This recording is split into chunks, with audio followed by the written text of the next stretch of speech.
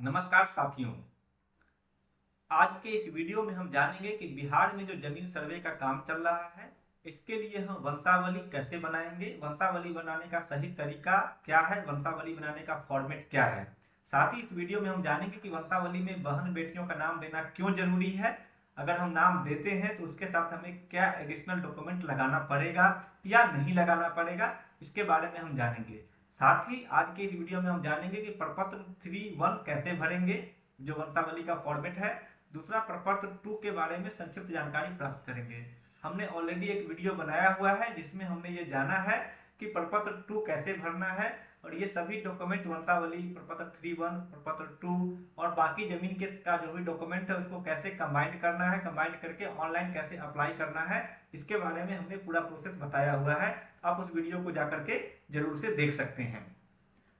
हाँ दोस्तों, यदि आपको हमारा ये वीडियो अच्छा लगे तो इसे जरूर लाइक करें, अपने दोस्तों के बीच शेयर करें और हमारा चैनल को सब्सक्राइब करना न भूलें। आप अगर हमारे चैनल को सब्सक्राइब करते हैं तो हम आपके लिए और भी अधिक से अधिक वीडियो लेकर के आएंगे। और आपको किसी भी तरह से जमीन सर्वे का रिलेटेड कोई भी कठिनाई है तो कमेंट बॉक्स में जाकर के कमेंट करें, हम आपके कमेंट का रिप्लाई करेंगे। अगर आप अपना व्हाट्सअप नंबर देते हैं तो व्हाट्सअप पे हम आपका समस्या का समाधान जानेंगे और फिर उसका सही हल बताएंगे। हमारे पास जमीन सर्वे से रिलेटेड हर प्रकार का फॉर्मेट्स उपलब्ध है, जो फॉर्मेट्स आपको हम निःशुल्क शेयर कर सकते हैं।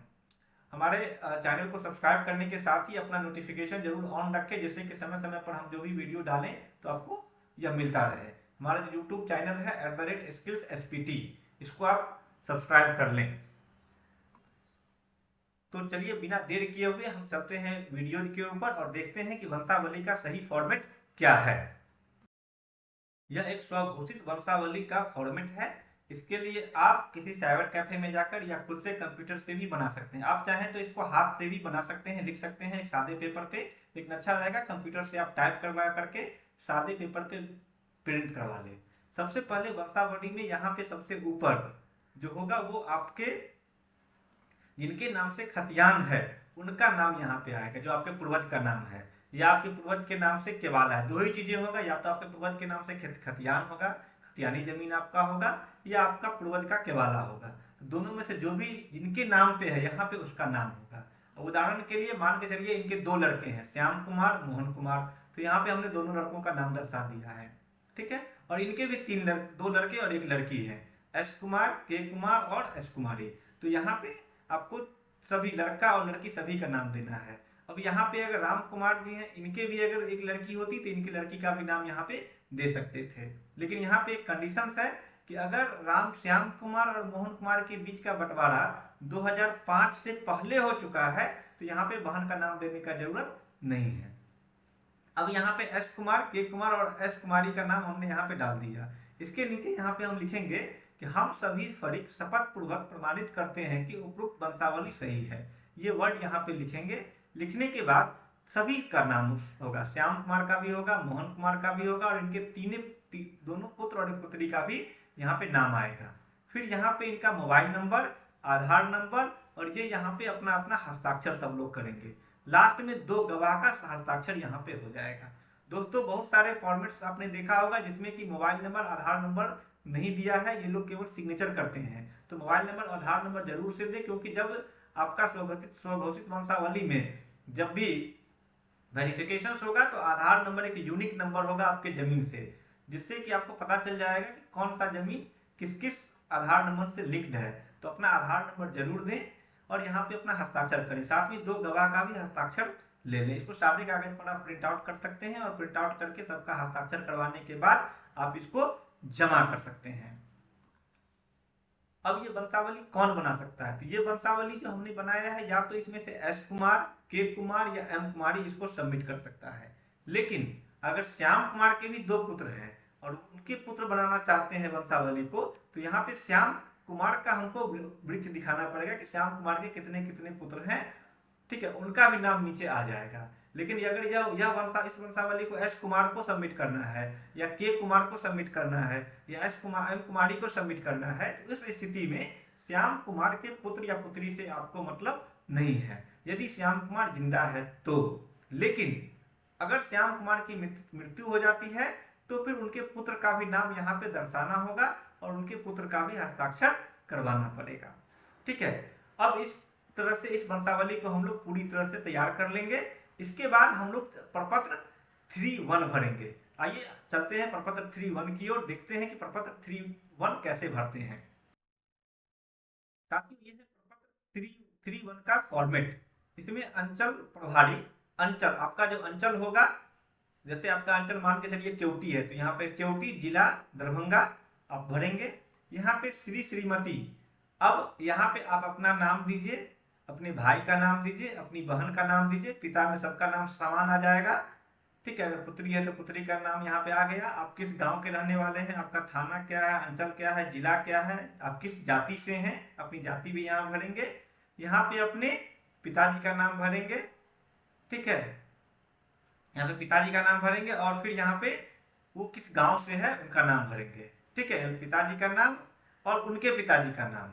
ठीक है, और उनके जैसे यहाँ पे हमने भरा था कि श्याम कुमार, ठीक है, और उनके पिताजी का नाम क्या होगा, राम कुमार। तो यहाँ पे स्वर्गीय जो भी है, अगर डेथ कर गए तो स्वर्गीय लगा करके यहाँ पे भरेंगे। अब उनका, अब जो राजस्व ग्राम, किस ग्राम से है, आपका अंचल क्या है, जमाबंदी क्रमांक, यहाँ पे क्या हो सकता है आपके पास 10 जमाबंदी हो, ठीक है, या 20 जमाबंदी हो, एक से अधिक खतियान हो, तो यहाँ पे कोई एक जमाबंदी का नाम देकर के वगैरह लिख देंगे। ठीक है, इसी तरह से खतियान में भी वही होगा, आपका जो खतियान नंबर है वो 1 या 2 डालेंगे। अगर केवाला का जमीन है तो केवाला, खतियान है तो खतियान यहाँ पे लिखा रहेगा। खाता संख्या 1 लिख करके डॉट डॉट डॉट कर दीजिए या वगैरह लिख दीजिए। खेसरा संख्या कोई एक खेसरा नंबर दे करके वगैरह लिख दीजिए। रकबा किसी एक जमीन का दे दीजिए, प्लस कर दीजिए, यहाँ पे प्लस का साइन बना दीजिए। ठीक है, लगान आप इसको 25 रुपए, या जो आपका लगान लिखा हुआ है किसी एक रबड़े का सामान्यतः 25 होता है, तो जो भी होगा वो लिख करके आप प्लस लिख दीजिए। इसका मतलब ये आगे लिखा हुआ है। ठीक है, इसको सही से भरना है। मतलब यहाँ पे क्या है कि एक ही खाता एक ही खेसरा आपको लिखना है, लेकिन इसके सपोर्टिंग जो आपका अगला प्रपत्र बताएंगे उसमें ये सारा डिटेल लिखा रहेगा। तो यहाँ पे आप प्लस भी लिख सकते हैं या वगैरह भी लिख सकते हैं। ये बनाने के बाद यहाँ पे याचिका करता हूँ। अब यहाँ पे थोड़ा समझने की चीज है, अगर आप अपना जमीन आप चाहते हैं कि संयुक्त रूप से हम रखें, जैसे 2 भाई है, दोनों भाई के बीच अभी बंटवारा नहीं हुआ है और दोनों भाई चाहते हैं कि हमारा जमीन दोनों भाई के नाम से ही रहे, तो यहाँ पे विश्वास महाजन में दोनों भाई का नाम आ जाएगा और दोनों भाई अपना अपना हस्ताक्षर करेंगे, नीचे में अपना मोबाइल नंबर आधार नंबर लिख देंगे। ठीक है, लेकिन अगर चाहते हैं कि एक ही भाई के नाम से हो और जमीन का बंटवारा हो चुका है, तो यहाँ पे एक भाई अपना सिग्नेचर करेंगे। इस तरह से प्रपत्र 3.1 आपको भरना है। ठीक है, आइए अब चलते हैं प्रपत्र 3.1 का जो डिटेल है लैंड का पोजीशन, जमीन का, उसको हम लोग कैसे भरते हैं इसके बारे में हम लोग जानते हैं। इसको जमीन दखल फॉर्मेट बोलते हैं, इसके बारे में समझते हैं। यह है वंशावली के आधार पर दखल। इसमें आपको जैसे रैयत का नाम, आप अपना नाम डालेंगे, फिर यहाँ पे कंफ्यूज नहीं होंगे। रैयत का मतलब ये नहीं है कि जमीन जिनके नाम से है, रैयत का मतलब होता है कि वह जमीन आज के समय में उसको कौन किसके दखल में है, कौन जोत कोड़ रहा है। जो जमीन अगर एस कुमार जोत रहा है तो एस कुमार का नाम होगा, तो जमीन जिसको जोत रहा है उसका नाम यहाँ पे आएगा, उनके पिता का नाम आएगा, यहाँ पे अस्थायी पता आएगा, यहाँ पे उसके कब्जे में कौन कौन सा जमीन है, उसका खाता नंबर, खेसरा नंबर, रकबा कितना है, रकबा हमेशा डिसमल में ही लिखना है, एकड़ डिसमिल में, कट्ठा बीघा में नहीं लिखना है, और इसका चौहद्दी उत्तर दक्षिण पूर्व पश्चिम और जमाबंदी नंबर। इसी तरह से आप एक फॉर्म में कम से कम 7-8 आप लिख सकते हैं, आप इसमें भरते चले जाएंगे। आपके पास जितना भी जमीन होगा उसका खाता नंबर, खेसरा नंबर, अगर आपको एक से अधिक है, चलिए आपका अगर एक फॉर्मेट में 8 ही है तो आपके पास 20 जमीन है, 25 प्लॉट है, तो आप इस तरह का अलग अलग फॉर्मेट में 8-8 करके 2-3-4 फॉर्मेट में इसको पूरा भर सकते हैं। भरने के बाद फिर यहाँ पे आपका हस्ताक्षर होगा और यहाँ पे आपका मोबाइल नंबर आएगा। ठीक है, इस तरह से इस फॉर्मेट को आपको भरना है। इस फॉर्मेट को आपको प्रपत्र 2 में जो आप भरेंगे वही डेटा आपको यहाँ पे भरना है। अगर यहाँ पे फिर वही कंडीशन होगा, आप संयुक्त रूप से 2 भाई अगर भर रहे हैं तो रैयत के नाम में दोनों भाई का नाम आ जाएगा, पिता का नाम, अस्थायी पता और आपका हो जाएगा। दूसरा, आप जो यहाँ पे हमने एक फॉर्मेट आपको बताया था, इस फॉर्मेट में हमने बताया था कि यहाँ पे ये जमीन का बंटवारा किसके किसके बीच में हो रहा है, तो श्याम कुमार के एक के पास पूरा जमीन है, दूसरा है एस कुमार, के कुमार, एम कुमारी। तो यहाँ पे श्याम कुमार अपना अलग दखल खर्च का फॉर्मेट भरेगा, एस कुमार अपना अलग भरेगा, के कुमार अलग भरेगा, एम कुमारी अलग भरेगा। वंशावली का यही फॉर्मेट रहेगा जो सबके साथ लगा देना है। लेकिन जो प्रपत्र 3.1 है ये प्रपत्र 3-1 अलग अलग सब लोग अपना अपना भरेंगे। ठीक है, अगर अलग अलग आप रैयत हैं, अलग अलग आपके पास बंटवारा हो चुका है तो ठीक है। और दखल खारिज भी आप अलग अलग भरेंगे, अलग अलग भर करके आपको अपलोड करना है। दोस्तों ये वीडियो थोड़ा लंबा हो रहा है, लेकिन हमारा उद्देश्य है कि आपको पूरी जानकारी एक ही वीडियो के माध्यम से दे दें। अब इस प्रपत्र जैसे वंशावली के लिए आपको क्या क्या जरूरत पड़ गया, तो वंशावली आपको बनाना है। वंशावली के साथ आपको ये वंशावली का जो दखल का जो ये फॉर्मेट है इसको भरना है, साथ में प्रपत्र 3-1 भरना है। ये तीनों डॉक्यूमेंट जब आप कंप्लीट भर लेते हैं फिर आपको वंशावली तैयार हो जाता है। और हाँ जी हाँ दोस्तों, यदि जमीन आपके नाम से है, केवाला किया हुआ, या आपके पिताजी के नाम से केवाला किया हुआ है और आपके पिताजी जीवित हैं, तो उस स्थिति में आपको वंशावली की जरूरत नहीं पड़ती है। लेकिन आपकी जमीन आपके पूर्वज के नाम से है तो आपको वंशावली लगाना पड़ेगा। इवन आपके पिताजी के नाम से भी है और आपके पिताजी अब इस दुनिया में नहीं है तो भी आपको वंशावली लगाना पड़ेगा। आशा करता हूँ इस वीडियो में आपको वंशावली बनाने का पूरा तरीका समझ में आ गया होगा। फिर भी अगर आपको वंशावली बनाने में कोई समस्या आ रही हो तो हमें जरूर कमेंट करें, हम आपको रिप्लाई करेंगे। अगली वीडियो में हम बात करेंगे कि प्रपत्र 2 को कैसे भरना है, उसका प्रपत्र 2 भरने का क्या सही तरीका है, और वंशावली प्रपत्र 2 भरने के बाद हम लोग अपलोड कैसे करेंगे। तब तक के लिए हमारे चैनल को लाइक, शेयर और सब्सक्राइब करें।